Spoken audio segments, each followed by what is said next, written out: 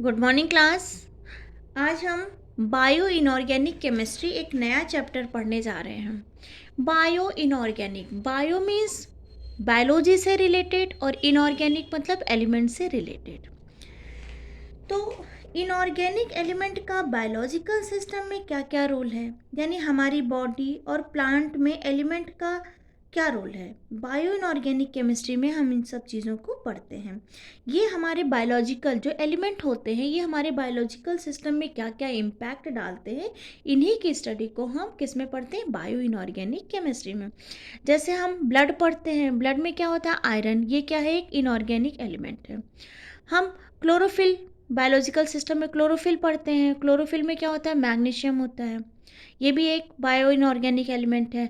ऐसे ही हम कोबाल्ट पढ़ते हैं, विटामिन B12 पढ़ते हैं, इसमें भी क्या होता है, कोबाल्ट होता है, ये भी क्या है, हमारा एक बायो इनऑर्गेनिक एलिमेंट। तो बायो इनऑर्गेनिक एलिमेंट और बायोलॉजिकल सिस्टम में ये दोनों एक दूसरे से कैसे रिलेशन में रहते हैं और क्या क्या इनका रोल होता है, उन्हीं की स्टडी हम करेंगे बायो इनऑर्गेनिक केमिस्ट्री में। तो यहाँ से हम बोल सकते हैं bio inorganic chemistry is the relation between two discipline, chemistry and second is biology. अब हम वन बाय वन इन सभी चीज़ों को पढ़ेंगे। तो इस बायो इनऑर्गेनिक केमिस्ट्री में हम सबसे पहले पढ़ेंगे पोरफिन। पोरफिन एक मोनोसाइक्लिक लिगैंड होता है। पोरफिन का ये स्ट्रक्चर होता है, इसमें क्या होता है, चार पायरोल रिंग, चार पायरोल जो होते हैं वो फॉर्मेल्डिहाइड से रिएक्शन करते हैं, पोरफिन रिंग बनाते हैं। यहाँ पे देखो चार पायरोल है और ये चारों पायरोल जो है मिथाइन से इसकी क्या कर दी जाती है, ब्रिजिंग कर दी जाती है और अल्टरनेट पाई बॉन्ड क्या कर दिए जाते हैं, लगा दिए जाते हैं। ओके, यहाँ पे ये जो DDQ होता है बेटा, ये रिंग को प्लेनरिटी देता है और यहाँ से ये जो पायरोल होते हैं, दो पायरोल, इनको मिथाइन ग्रुप से ये क्या करता है, ब्रिजिंग करने में ये हेल्प करता है। कैसे बना पोरफिन, क्या करते हैं, चार पायरोल लेते हैं और चारों पायरोल को ब्रिजिंग, यहाँ पे हम मिथाइन की क्या कर देते हैं, ब्रिजिंग के थ्रू जोड़ देते हैं।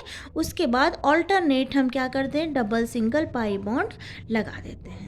तो ये हमारा बन जाता है पोरफिन रिंग।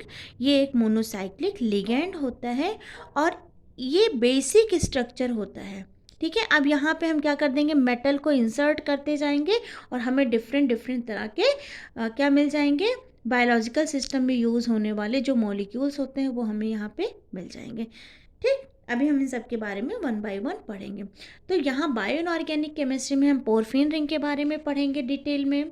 उसके बाद हम ऑक्सीजन ट्रांसपोर्ट और स्टोरेज सिस्टम के बारे में पढ़ेंगे। इसमें हम क्या क्या पढ़ सकते हैं, मायोग्लोबिन पढ़ सकते हैं, हीमोग्लोबिन पढ़ सकते हैं, हीम एरिथ्रिन पढ़ सकते हैं और हीम साइनिन पढ़ सकते हैं। इसके बाद हम इलेक्ट्रॉन ट्रांसपोर्ट सिस्टम के बारे में पढ़ेंगे, जिसमें हम साइटोक्रोम, फेरिडॉक्सिन, रुब्रिडॉक्सिन और ब्लू कॉपर प्रोटीन को पढ़ेंगे। इलेक्ट्रॉन ट्रांसपोर्ट सिस्टम के बाद हम पढ़ेंगे iron transport and storage system, जिसमें हम ट्रांसफेरिन पढ़ेंगे, कैटालेज पढ़ेंगे, फेरेटिन पढ़ेंगे और सबसे लास्ट में हम कुछ मेटलो एंजाइम्स के बारे में पढ़ेंगे। Okay, clear. तो सबसे पहले हम पोरफिन के बारे में पढ़ते हैं।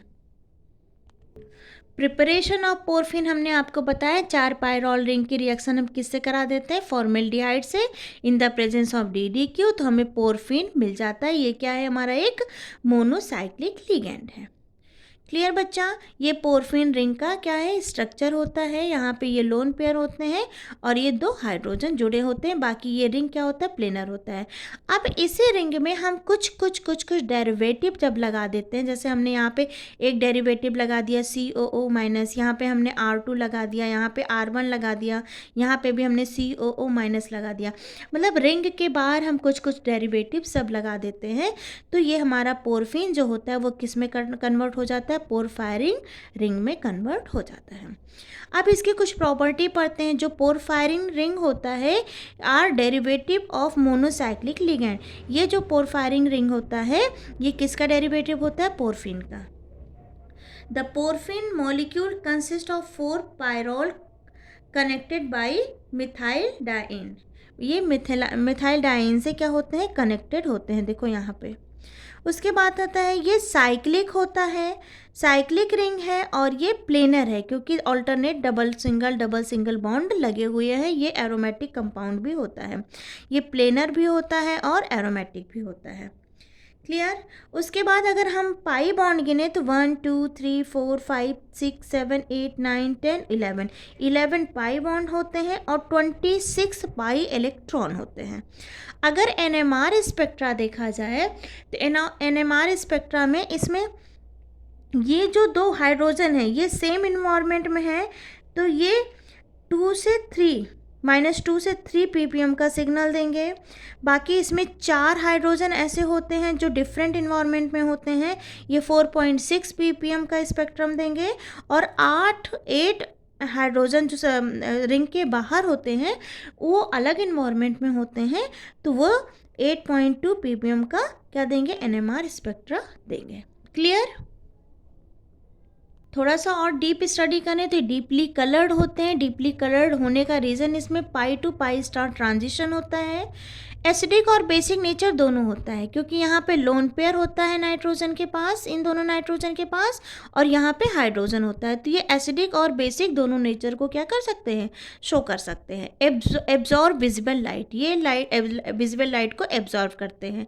अब आता है अगर पोरफायरिन जो होता है, पोरफायरिंग जो होता है, इसमें अगर हम मेटल की रिएक्शन करा दें तो ये मेटल बीच में इंसर्ट हो जाएगा एज अ कोऑर्डिनेट बॉन्ड। अब मेटल भी आपका निकिल हो सकता है, कॉपर हो सकता है, कोबाल्ट हो सकता है, आयरन हो सकता है, टाइटेनियम हो सकता है और स्कैंडियम हो सकता है। तो अब इसमें देखते हैं बाइंडिंग कैपेसिटी।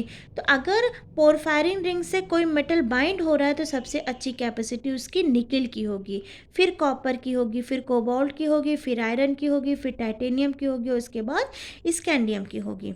ठीक है। तो जब किसी पोरफायरिंग रिंग से मेटल कनेक्ट हो जाता है एज अ कोऑर्डिनेट बॉन्ड, तो बनने वाला जो स्ट्रक्चर होता है इसको हम बोलते हैं मेटेलोपोरफायरिन।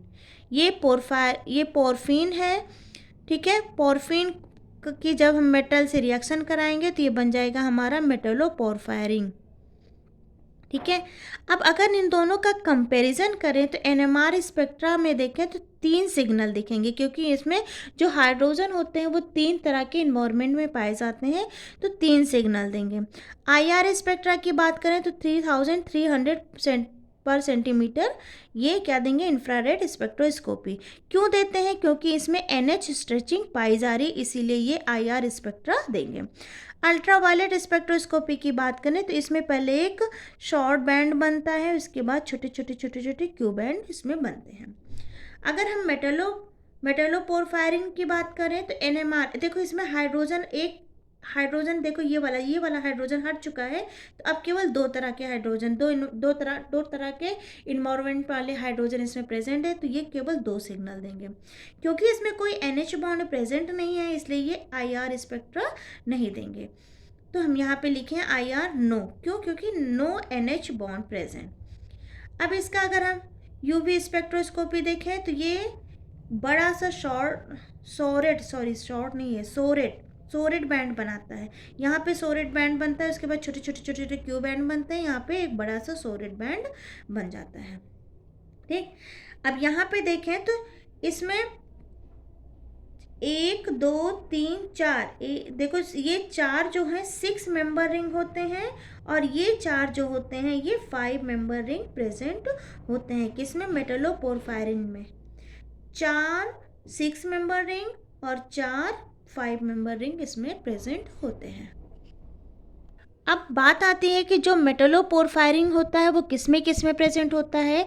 तो मेटेलोपोरफायरिन आपका हीमोग्लोबिन में प्रेजेंट होता है, मायोग्लोबिन में प्रेजेंट होता है और साइटोक्रोम में प्रेजेंट होता है।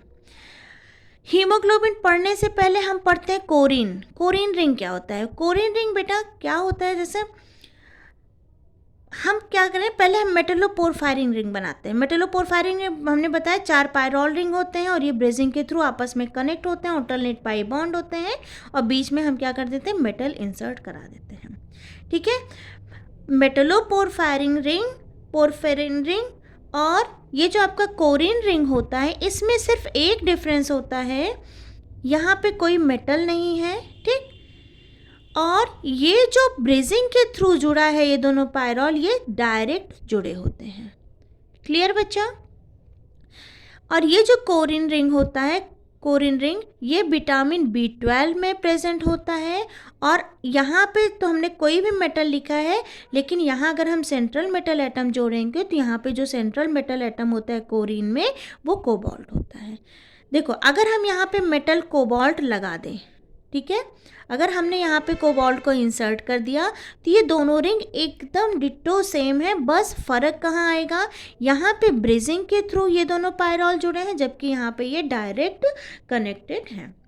ये तो था आपका कोरिन रिंग। अगर हम क्लोरीन रिंग की बात करें तो क्लोरीन रिंग में जो बीच में मेटल होता है वो मैग्नीशियम होता है, और ये क्लोरीन रिंग क्लोरोफिल में प्रेजेंट होता है।